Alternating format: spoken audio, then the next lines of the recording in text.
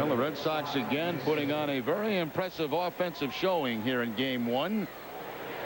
Ortiz picks up his second hit. The Red Sox with 14 total in game one to this point.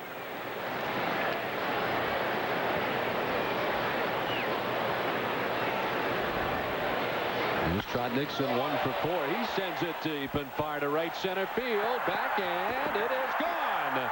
A 2-run home run for Trot Nixon. His 4th home run of the year, and the Red Sox jump into double figures on top now 11-4. The 4th home run of the day for Boston.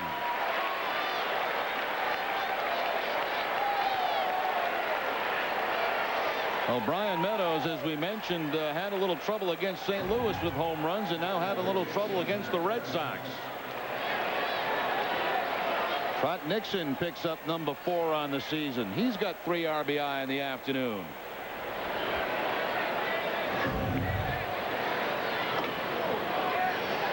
And Varitek out after the first pitch. Jason hit a 3-run home run back in the 3rd inning. It was his 7th home run of the year.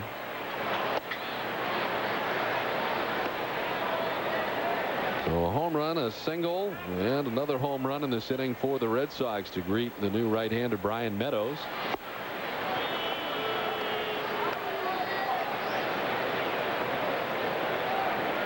Right now the pitcher of record for Pittsburgh was their starter Chris Benson.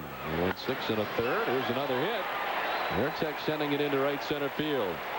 And the hits just keep coming for the Red Sox here in the top of the 9th. Yeah, they haven't taken batting practice since Sunday in Toronto. This looks a little bit like batting practice right now. Stan Williams, the pitching coach, headed to the mound. No action out in the bullpen, obviously, at this point for the Pirates.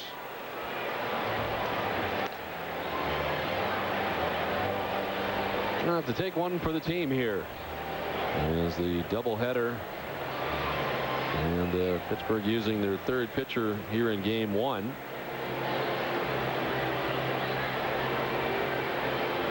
And Meadows trying to settle down. He'll be dealing with Johnny Damon next. Johnny, the only member of the Red Sox starting 9 today not to have a hit. And he's got 4 of them. Todd Walker with 2, David Ortiz with 2, Nixon with 2, and Jason Varitek with 2.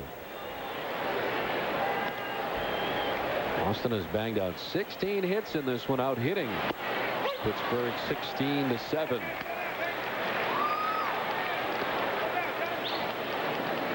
Damon has been on base twice today with a couple of walks. He's flied to left and struck out swinging. Well, it's the first time these two teams have met in a game that meant anything since in 100 years, right? That's right, 1903. Quite a collector's item, this game. That's the last time these two teams met. Red Sox won game 8 of the World Series. That's amazing. 5-3. He would have sent foul down the left field line, back and out of play.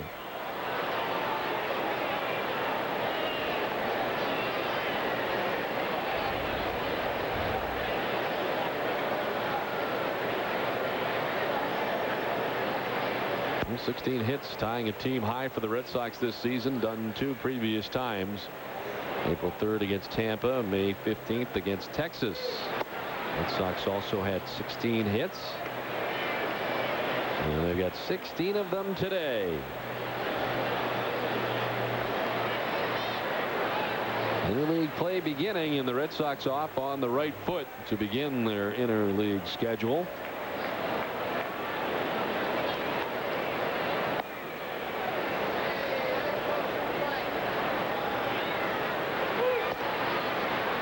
Full count now to Damon, who has walked twice already today.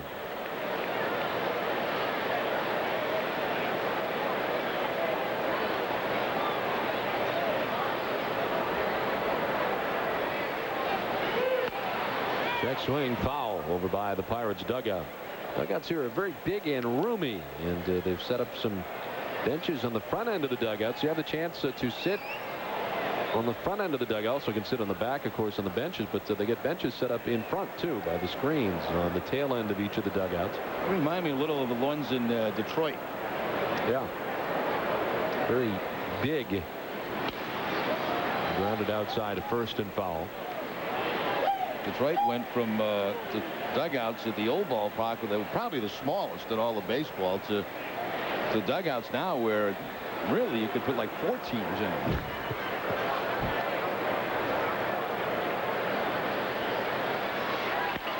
Damon grounds it towards the second baseman Nunez. The second for 1 on the first, a double play. Well, Brian Meadows really needed that after a very tough beginning to the inning, and there's 2 outs in the inning. And pinch hitting for Embry will be Giambi. Here's the double play turned over by Nunez. That's really the only way you double up Johnny Damon, if you get one of those middle infielders going toward the bag at second base.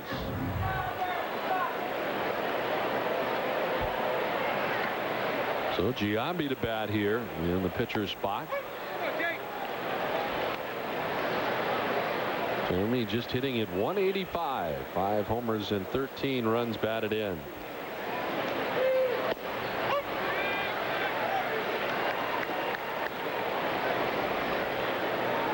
Giambi over the last 6 games, just 1 for 16.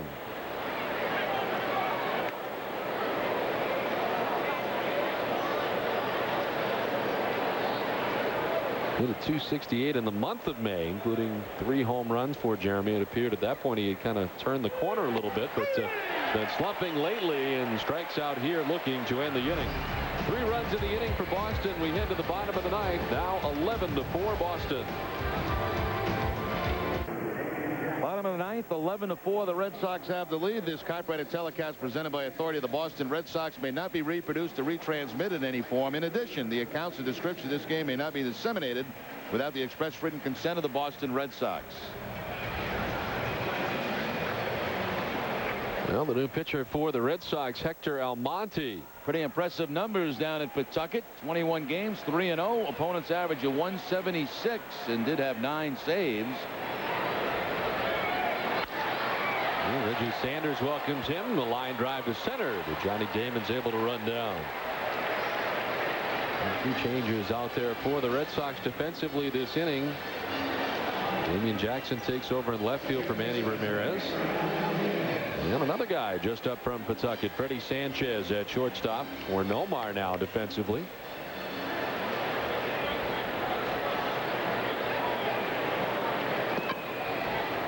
Almonte becomes the 3rd Boston pitcher of the day. Alan Embry in an inning giving up 2 hits and was touched for 3 runs very quickly an inning ago. Embry walked 1 and struck out 2. And Almonte, as we got to know him in spring training, with that piece of grass or whatever that is that he chews while pitching, which has been very consistent all through spring training, apparently in Pawtucket, and he brings it with him here to Boston. I don't know if he travels with that grass or what he does. I would say probably so. I don't know. It's different from the kind of grass that you would see maybe in the bullpen. It's also different than the kind of grass you get arrested for. That's right. You want to travel with that grass. It appears to be more like a weed than grass. You don't want weed either. No.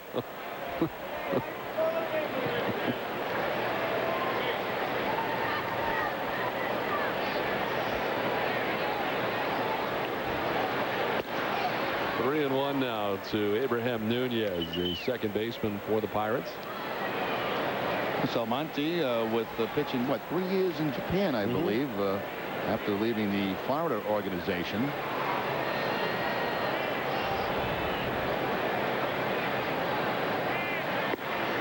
He walks Nunez here, a 1-out walk. I think for Red Sox pitching, that is the 3rd walk given up today. And in the pitcher's spot. Actually, no, it's now, of course, the catcher's spot after the double switch earlier. This is Craig Wilson, who'll bat with 1 out and 1 on.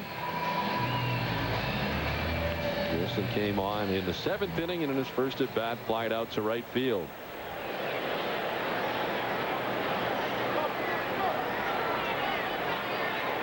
Well, Monte looked very good in spring training, and at one point really appeared that he may be on this team to begin the year. There were a couple of pitchers after Grady Little had announced that he was going to go with the 12 to break camp.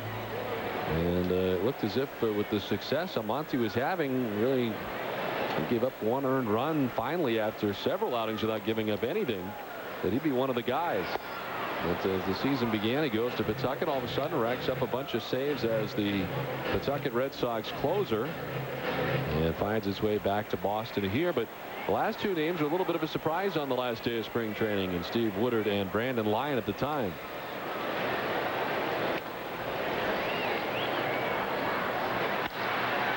In the air to center field. Johnny Damon moving over. 2 down in the last of the 9th inning.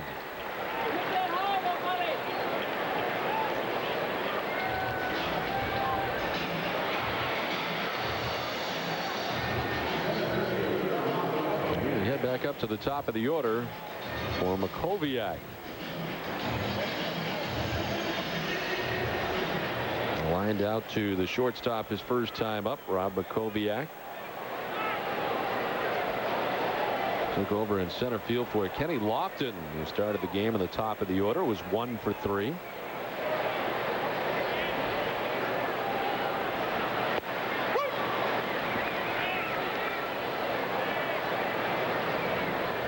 One thing Almonte was doing in spring training was working about an inning at a time. Really didn't get too far stretched out.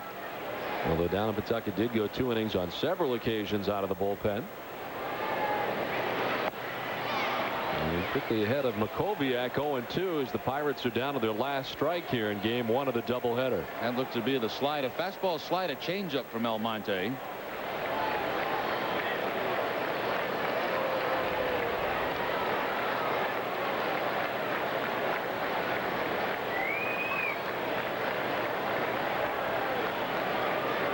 Almonte being added to the Red Sox pitching staff. Matt White was designated.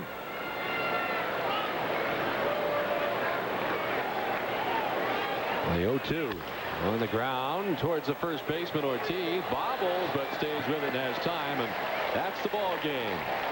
3 unassisted on the put out at first base as the Red Sox take game 1 of the doubleheader from Pittsburgh. A lot of runs and some very good pitching in this one as the Red Sox bang on 11 runs on 16 hits and get great pitching from Byung-Hyun Kim in his starting debut for the Red Sox, and it halts the 5-game losing streak for Boston.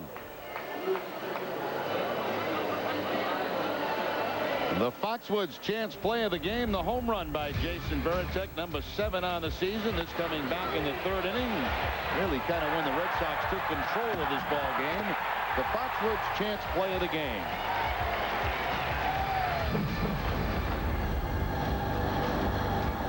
A good way to get the doubleheader started off. Byung-Hyun Kim with the win, his first in the American League.